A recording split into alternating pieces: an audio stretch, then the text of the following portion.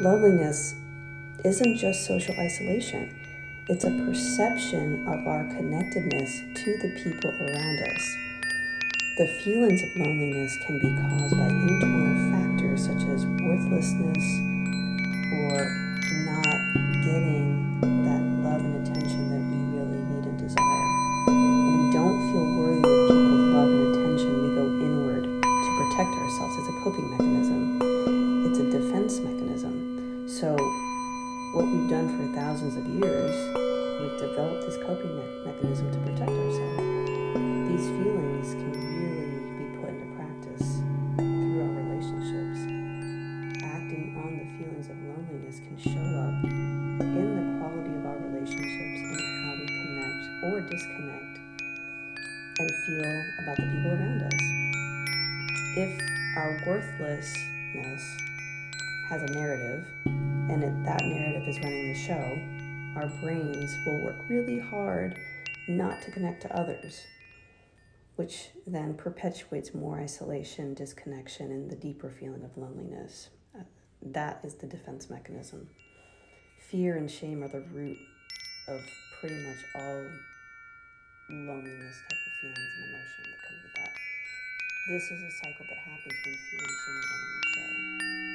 Relationships help us determine and gauge how alone or connected we are to the people that care about us and actually the world around us. If we don't allow ourselves to have these opportunities to connect, how will we ever know how loved we are, how important we are? Or more importantly, how important are we in the world or our place in the world? We don't. We wouldn't be able to know that.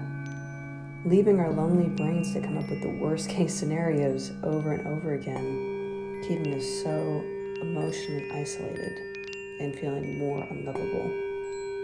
When we feel like we don't have a place to share our deepest feelings or thoughts or dreams or experiences, it creates that disconnected feeling between us and those people. Now, whether that is happening in reality or not, it's your perception of what's happening that actually creates the loneliness.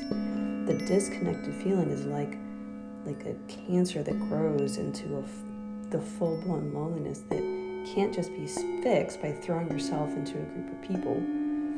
It's an internal struggle. And loneliness hates connectedness. It hates belonging.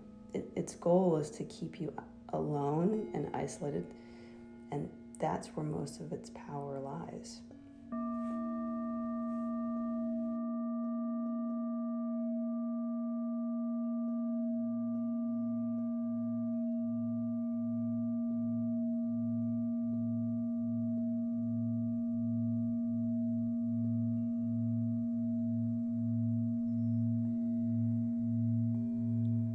Loneliness causes us to feel very empty and alone, rejected, and even at times unlovable. And loneliness is a universal human emotion. When we stay in it too long, though, that's when it can have some serious repercussions.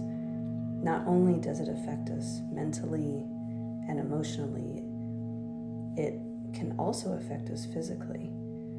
The lack of emotional closeness actually can make our bodies feel under attack. As humans, we're not designed to be alone, either emotionally or physically.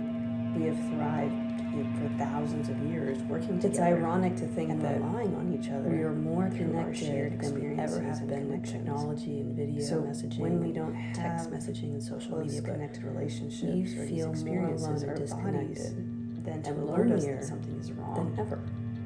And the alarm bells start to go off.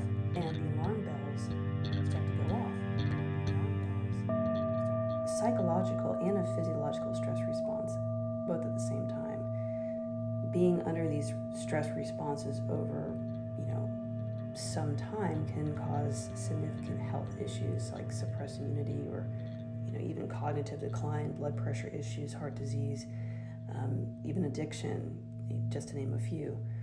It's also been shown that people that struggle with loneliness later in life often die at an earlier age compared to people that don't really experience that emotion. humans have an amazing coping instinct that actually helps calm our heart rate through contact with others, whether that's physical closeness, physically being alone with connection like touch or sound or even eye contact. For others, it can help that calm. They're surrounded by people, closer connected to others, but they have this deep, overwhelming feeling of being detached. So there's an emotional distance, that authentic connection. They have so many people around them, and to understand loneliness or how it affects you, it's important to take both sides into account, because it's not just through one lens. Overcoming the feelings of loneliness may seem very hard, but it is so possible, and not just to stay stuck in there. So facing our loneliness forces us to be vulnerable and face our fears of rejection or our fears of not being enough, which is a big part of social interaction. It's amazing to think just by reaching out to one person, you can feel just a little more